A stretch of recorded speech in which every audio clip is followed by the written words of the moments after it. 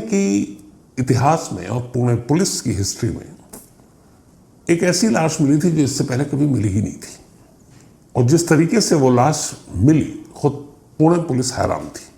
लेकिन जब लाश मिली तब कहानी कुछ और थी और पुलिस को कुछ शक भी नहीं हुआ ये कि पुणे से दूर एक गांव में एक शख्स की लाश मिलती है और वो लाश एक खेत में मिली थी और लाश के का सर जो है वो गायब था, लेकिन सर के नीचे का बाकी हिस्सा जो था वो बुरी तरीके से कटा फटा था, मतलब टुकड़ों में थे छोटे छोटे।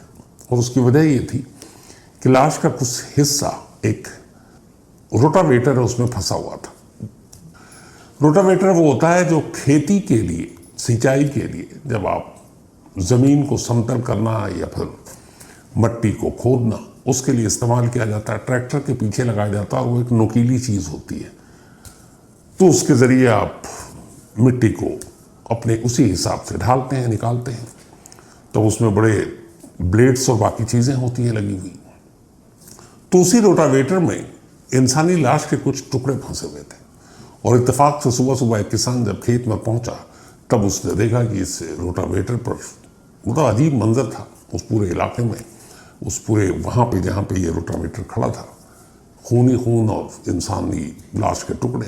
पुलिस को खबर मिली, पुलिस मौके पर पहुंची, लेकिन लाश का सर गायब था। अब कुछ हिस्से बचे हुए थे, कुछ जिस्म पे कपड़े भी थे, तो गांव के लोग फौरन जमा हो गए।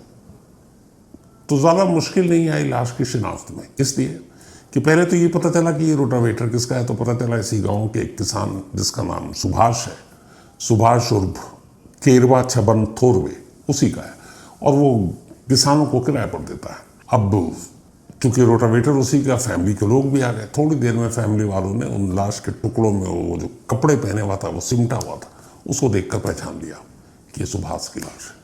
अब पुलिस मौके पर आती है, सारी चीज़ों का मुआयना करती है और ऐसा लगता है कि शायद ट्रैक्टर चलाते हुए जो शख्स था, यानी सुभाष, क्योंकि उसी का था, और वो गलती से एक्सीडेंटली उस रोटावेटर पर जाकर गिर गया और वो चूंकि चल रहा था और उसी के ब्लेड में फंस गया और इसलिए उसके लाश के टुकड़े हो गए। लेकिन अजीब बात यह थी कि उसका सर कहीं नहीं मिला आसपास में। तो पुलिस को लगा क्या पता तो रोटावेटर के हिस्से में आकर सर के भी टुकड़े वुकड़े ना हो गए हों। तो खैर पुलिस ये सारी चीज़ें करती है, लेकिन एक शक तो रहता है। और उसके बाद ये बात थी 17 दिसंबर 2022 की, जब ये लाश और उसके टुकड़े मिले। इसके बाद 22 दिसंबर 2022 को उसी पुणे के इलाके में, वहाँ पर एक इंद्रायणी नदी है, उसी किनारे सुभाष का एक शोक सभा रखा गया और तमाम लोगों को बुलाया गया। बाकायदा उसके लिए एक पोस्टर छपा और उस पोस्टर में सुभाष की तस्वीर थी और एक लाइन लिखी हुई थी और वो लाइन ये थी कि आपकी प्यारी यादों की खुशबू हमेशा हम लोगों के साथ रहेगी, और साथ में सुभाष की तस्वीर। और कार्यक्रम की तारीख 22 दिसंबर 2022 दोपहर का वक्त उस पर लिखा हुआ था। सारे लोग, सारे रिलेटिव, सारे गांव के लोग आए, शोक सभा में शामिल हुए और उसके बाद सब लौट गए। ये बात है 22 दिसंबर की। अब 22 दिसंबर के बाद 23 दिसंबर को अचानक एक अनहोनी होती है। अनहोनी ये कि जिस गांव में सुभाष रहता था उस गांव से कुछ गांव दूरी पर उसकी एक बहन रहा करती थी और शोक सभा में वो जिस दिन मौत की खबर मिली तभी पूरा परिवार आ गया था, शोक सभा में शामिल हुए। उसके बाद 23 दिसंबर को ये लोग अपने अपने घरों को लौट गए। जब घर को लौटे तो 23 दिसंबर की देर रात अचानक सुभाष की बहन के घर पर दस्तक होती है। जब दस्तक होती है वो दरवाज़ा खोलती है, जैसे ही दरवाज़ा खोलती वो बेहोश हो जाती है। दरवाजे पर उसका भाई, वही सुभाष, खड़ा था, जिसके अंतिम संस्कार के वक्त भी वो गाँव में थी और जिसकी शोक सभा में 24 घंटे पहले वो इंद्रायणी नदी के किनारे थी। और वो सुभाष अब सामने खड़ा था। जब उसे होश आया वो भूत भूत चिल्लाने लगी। अब घर के बाकी लोगों ने भी जब देखा तो सभी का एक ही हाल। सुभाष को समझ में आ गया मामला क्या है। वो फौरन कहता है कि भाई मैं जिंदा हूं, मैं मरा नहीं हूं। अब इसके बाद थोड़ी देर के बाद उन लोगों को थोड़ी सी तसल्ली होती है और कि चलो, और फिर उन्हें यकीन हो जाता है। और इसी यकीन के बाद उन्हीं में से एक रिलेटिव, बहन नहीं, बहन तो अपने भाई को गले लगा रही है, उन्हीं का एक और रिश्तेदार, वो सुभाष के गांव फ़ोन कर देता है उसके घर पर। सुभाष एक शादीशुदा शख्स था 2 साल पहले उसकी बीवी ने खुदकुशी कर ली थी, जान दे दी थी अपनी। 2 बच्चे हैं। तो उसके घर पे फोन आया कि सुभाष जिंदा है। घर वालों की खुशी का ठिकाना नहीं। और ये धीरे धीरे बात पूरे गांव में फैल गई कि 24 घंटे पहले जिसका शोक सभा जिसकी हुई, जिसके अंतिम संस्कार में लोगों ने हिस्सा लिया, वो सुभाष जिंदा है। अब ये बात पुलिस के कानों तक पहुंची। अब पुलिस उधर सर को लेकर शक में जुटी हुई थी कि शक तो था कि कुछ तो मामला गड़बड़ है। इधर फोन आ गया बहन के घर वालों के यहाँ से कि ये जिंदा है।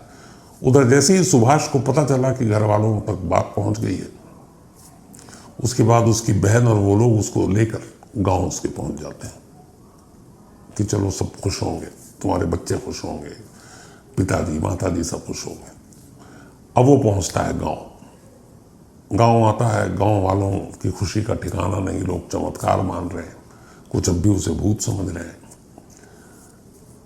अब ये सब कुछ घर के अंदर चल रहा है। तभी लोकल पुलिस थाने तक ये खबर पहुंचती है। लोकल पुलिस की टीम भी मौके पर पहुंचती है और अब सुभाष उनके सामने जिंदा खड़ा है। लेकिन थाने आने से पहले उसी पुलिस थाने में एक और रिपोर्ट लिखी हुई थी, और ये रिपोर्ट सुभाष के गांव से एक गांव छोड़कर एक और गांव था। उस गांव में एक शख्स रहता था जिसका नाम है रविंद्र घेनंद। तो रविंद्र के घर वाले थाने में रिपोर्ट लिखाते हैं कि रविंद्र 18 दिसंबर से लापता है। उम्र 48 साल रही होगी, और रविंद्र और सुभाष दोनों दोस्त थे। पुलिस ने रिपोर्ट लिख ली। उन्होंने कहा तफ्तीश करते हैं। अब इधर अंतिम संस्कार हुआ, लोगों के सामने ये सच्चाई है, लेकिन सुभाष घर लौट आया, ये दूसरा सच है। और तीसरा सच ये है कि एक और शख्स जो सुभाष का दोस्त है रविंद्र, वो 17 दिसंबर से गायब है, ठीक उसी दिन से जिस दिन सुभाष की लाश मिली थी। अब पुलिस पहुंचती है। सबसे पहले तो ये कि ये बताओ भाई, तुम 17 से 23 तक कहां थे और अचानक अब तुम टपक पड़े। फिर ये हुआ कि चूंकि दोस्ती थी तो पुलिस अपनी तरफ से तफ्तीश कर रही है और गांव में जहां जहां पे कोई सीसीटीवी कैमरा वैमरा मिल रहा है वो भी पूछताछ कर रही है। लेकिन इधर गांव का आलम ये कि सब खुशी के हमारे पागल हो रहे हैं कि भाई जिसे हमने मुर्दा माना वो जिंदा होकर आ गया है। अब भी कुछ इस डर में है कि ये भूत प्रेत है, कुछ गड़बड़ ना हो जाए। लेकिन पुलिस कानून के हिसाब से चुपचाप अब अपनी तफ्तीश कर रही है रविंद्र की गुमशुदगी की। तो जब तफ्तीश करती है तो पुलिस को कुछ सीसीटीवी कैमरे मिलते हैं। उस कैमरे में कुछ चीजें सामने आती हैं और पता चलता है कि 16 दिसंबर को रविंद्र और सुभाष साथ में थे। इसके बाद फिर क्या हुआ, क्योंकि अब रविंद्र गायब है और सुभाष लौट आया, तो सीसीटीवी कैमरे की बरामदगी के बाद पुलिस ने कहा कि सुभाष से जरा तसल्ली से पूछताछ करते हैं, लेकिन घर और गांव में नहीं, वरना लोग भड़क जाएंगे। उसे लेकर थाने बुलाया जाता। अब थाने में उससे पूछा जाता तुम्हारा दोस्त रविंद्र कहाँ है। वो इधर उधर की बातें करता है। फिर पुलिस उसे सीसीटीवी के फुटेज दिखाती है और आखिरकार सुभाष सच बोलता है। फिर वो एक कहानी सुनाता है। कहानी ये थी कि 2 साल पहले सुभाष की बीवी ने अपनी जान दे दी थी। उसके बाद पड़ोस के एक गांव की एक महिला से उसकी दोस्ती हो गई। दोनों एक दूसरे से प्यार करने लगे। अब प्यार इस कदर आगे बढ़ा कि दोनों ने तय किया कि वो शादी करेंगे। लेकिन सुभाष के 2 बच्चे थे। गांव, बिरादरी, रिश्तेदार, पंचायत, बहुत सारी चीजें आ रही थी कि ये शादी हो नहीं सकती। तो उसे पता था कि ये शादी हो गई नहीं और बच्चे भी अब बड़े बड़े होने वाले हैं, तो सब विरोध करेगा, तो फिर वो क्या करे। तो उसे तय किया कि नहीं, रहना तो मुझे उसी के साथ, अपनी उसी प्रेमिका के साथ। और फिर इन दोनों ने मिलकर तय किया कि हम दोनों कहीं इस इलाके से, इस पूरे राज्य से ही दूर जाकर अपनी एक छोटी सी दुनिया बसाएंगे और वहीं रहेंगे। सुभाष ने भी तय कर लिया अपने बच्चों को, रिश्तेदारों को छोड़ देगा और उसने भी, और वो दोनों शादी करेंगे और जाकर कहीं दूर किसी नए नाम, किसी नई पहचान के साथ किसी नए शहर में अपना नया आशियाना बनाएंगे। ये तय हो गया। लेकिन अब ये है कि कैसे। हालांकि वो चाहता तो खामोशी से दोनों निकल लेते, लेकिन नहीं।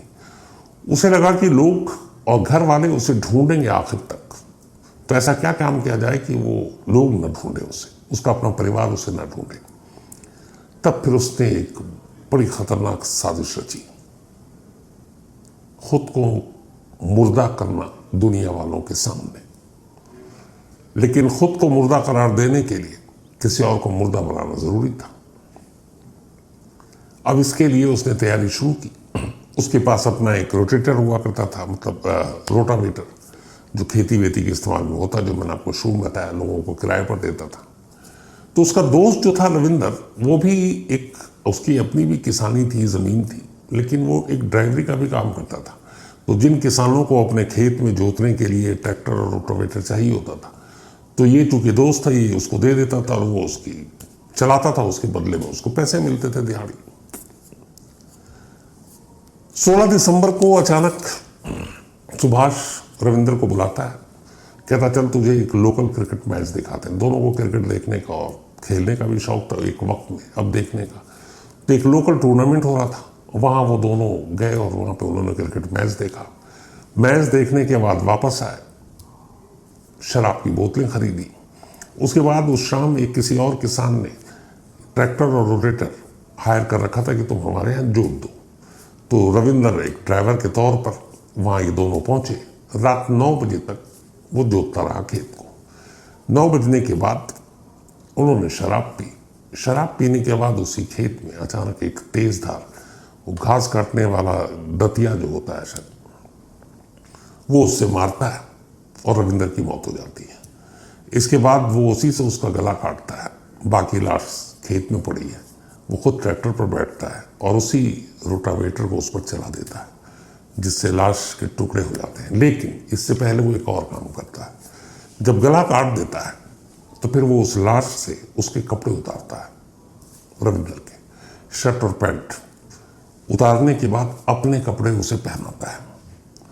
पहनाने के बाद अब उसके बाद वो ट्रैक्टर पर बैठता है और उसी लाश पर रोटावेटर चला देता है, ताकि बिल्कुल पहचान में ना आए। और फिर उसी रात के अंधेरे में, अब चूंकि उसने अपने कपड़े पहना दिए और रविंदर के कपड़े खुद नहीं पहने, क्योंकि लोग समझ जाएंगे कि वो तो रविंदर था, तो उसने वो हथियार जिससे मारा, उसके कपड़े, ये सारी चीज़ें उठाई और वो सर, और ले जाकर दूर एक कुएं में ये सारी चीज़ें फेंक दी। अब वो खुद नंगा है और उसी नंगे में अंधेरे में जा रहा है। दूर जाने के बाद किसी शख्स से उसने पैंट लिया और एक शॉल ली, क्योंकि दिसंबर का महीना था। शॉल लेकर और पैंट लेकर अब वहाँ से वो सीधे निकलता है और उस गांव में पहुँचता जहाँ उसकी प्रेमिका रहती है। वहाँ जाने के बाद उससे कहता है कि चलो फौरन अब वक्त आ गया, हम दोनों अपनी दुनिया बसाएंगे। वो अपनी प्रेमिका को लेकर निकल जाता है। फिर ये वहाँ से दूर निकलते हैं, एक जगह एक गेस्ट हाउस है, वहाँ पर रुकते हैं 3 दिन तक। 17 हो गया था, 17, 18, 19। 3 दिन के बाद तीसरे दिन वो अपनी प्रेमिका को बताता है कि अब हमारा कोई कुछ नहीं कर पाएगा, हमें ढूंढेगा भी नहीं। तो वो पूछती है कैसे? तो उसने कहा मैं दुनिया वालों की नज़र में मर चुका हूँ और मेरा अंतिम संस्कार भी हो गया और कल शायद मेरा शोक सभा भी होगी। तो उसने कहा ये कैसे मुमकिन हुआ? तब वो अपनी प्रेमिका को सच बता देता है। कहता है कि खुद को मुर्दा करार देने के लिए मुझे किसी और को मुर्दा बनाना था, तो मैं अपने दोस्त रविंदर को बुला दिया।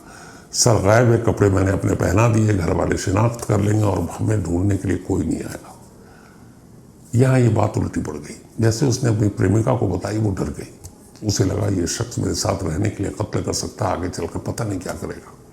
उसने अपनी डर और दहशत को छुपाई और कहा कि देखो, तुम मुझे अभी तो मेरे घर लौटा दो, जब सब कुछ मामला ठीक हो जाएगा तब मैं तुम्हारे साथ चलूँगी। अब वो उससे प्यार भी करता था। उसने उसकी बात मानी और उसके बाद 22 दिसंबर की रात को ही वो, जिस दिन इसकी शोक सभा थी, अपनी प्रेमिका को उसके गांव छोड़कर रात के अंधेरे में वहां से निकलता है।